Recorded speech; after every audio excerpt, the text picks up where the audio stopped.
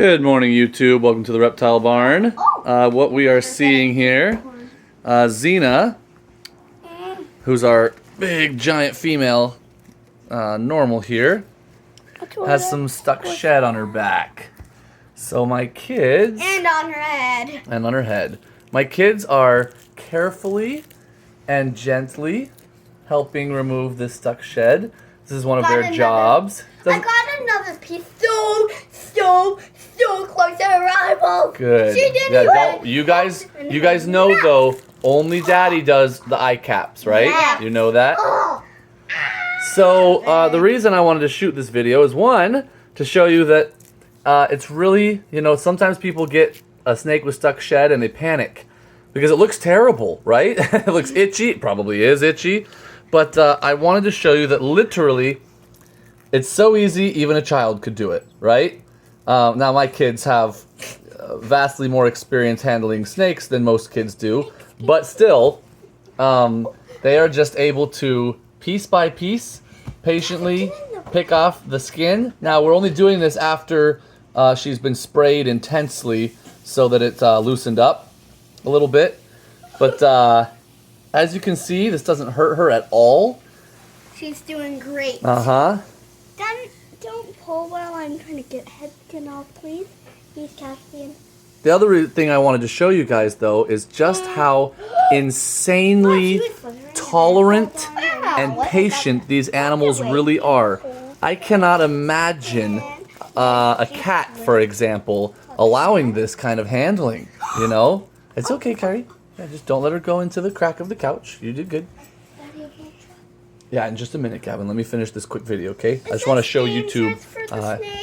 Dangerous? Not at all. Not at all, guys. Now, if we left stuck shed for too long, they could probably get some fungus, and that could get dangerous if you left it for too long. That's why we always get off the stuck shed, though. I got all right? a piece of head. Now, I will say, if spraying and gently peeling like this is not working, or if you have a snake that just won't tolerate being handled, like this, you can just soak them. Just soak them in, an inch or two of water. Right around, 80 to 85 degrees is perfect. And you can go, an hour or an hour and a half. And that's just fine. I would kind of keep an eye on them, especially if it's not really known as a water snake. But you don't want it so deep that their head is constantly under the water, right? Hey, Caspian, be super gentle, okay? And make sure that we're not getting... But they've had her out for about 4 minutes, and they're almost done already. So it really is minimal stress to the animal. As long as they're gentle, they're never scratching it off. You can either kind of rub like this, and the pieces come off, or if you can get an edge, you can kind of peel it.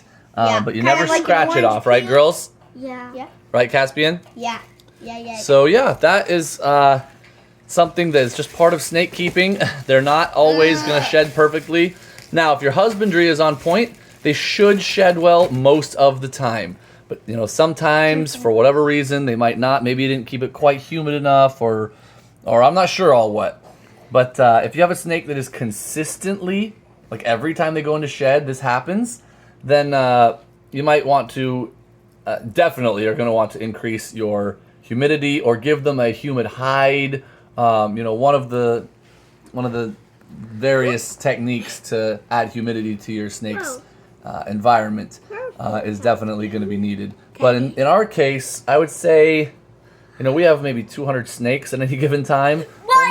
Only about 1 out of every 75 to 100 sheds ends up getting anything stuck, and most of the time it's not anything like this girl. She had stuck shed. We might have 200 snakes. From the top of her head all the way down her back. It was down to about here. It wasn't wrapping around her belly, but still, it was a lot. So this was a pretty severe case as far as we have seen, at least here at the Reptile Barn. But yeah, so again, it's not cause for panic. It happens, and spray them, get them a soak, and help them gently get it off. That's really all it takes.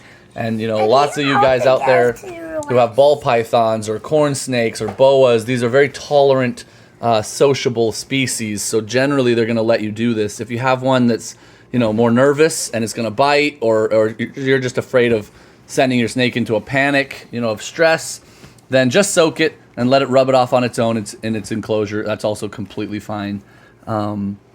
We've done both, although we don't really have any snakes that wouldn't tolerate this. But if we don't have, oh, careful, Caspian, watch where your foot goes.